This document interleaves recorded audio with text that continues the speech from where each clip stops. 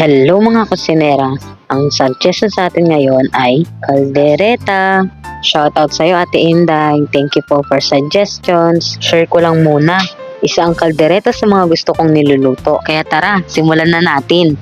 Ito ang ating mga ingredients. Nandiyan ang sibuyas, bawang, asin, paminta, red bell pepper, patatas, carrots, tomato paste, tomato sauce, toyo, all-purpose cream, at 1.5 kilo ng pata. May nakalimutan pala akong ilagay dyan, ang liver spread at cheese na magpapakumpleto ng ating ulam. So tara, mag-start na tayo mag-gisa dyan.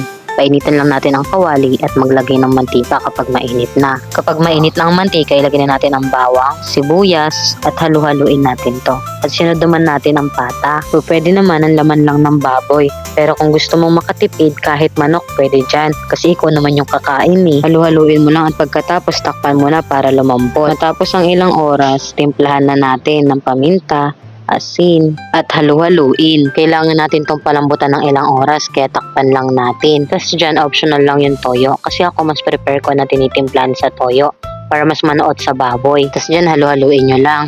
At ilagay nyo ang tomato paste. Konti lang lagay nyo ha, kasi baka mas umasim. At ilagay naman natin ang liver spread. Lutuin natin ng ilang minuto ang liver spread para mawala yung lansa. Kapag nakita nyo nang nagmamantika sa sarili niya, ay pwede nyo nang lagyan ng tubig. Depende rin ito sa gusto nyo ang dami ng salsa ha. Kaya tansya-tansya lang tayo guys. Pagkatapos ng ilang minuto, isunod na natin ang carrots. Ihalo lang natin at pakuluan ulit. Pagkatapos ng ilang minuto, pwede natin isunod ang tomato sauce. Halo lang ng halo para hindi masunog yung ilalim. At ilagay naman natin ang red bell pepper. Pakuluin lang ng pakuluin para lumambot. Isunod naman natin ang all-purpose cream para mas magpapa-creamier siya. At syempre, lagyan natin ng cheese para mas masarap. Haluin lang ulit at pakuluan. After nyan, sunod na natin ang pinakamabilis lumambot. Ito ang patatas. At check natin kung malambot na ang karne. Kapag nanlalaban pa, hindi pa yan pwede. Pakuluan lang ng pakuluan hanggang sa lumambot. Happy 1K views po pala sa isa nating video. Marami pong salamat sa mga patuloy na nakaka-appreciate po sa akin. Sana po hanggang dulo kasama ko kayo. So ayan, dito na po ang ating kalderetang pata.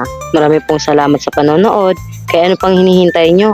Lutuin nyo na rin ang kaldereta. Huwag po kayong mahiyang mag-suggest ulit ng next na ulam natin. So let's eat!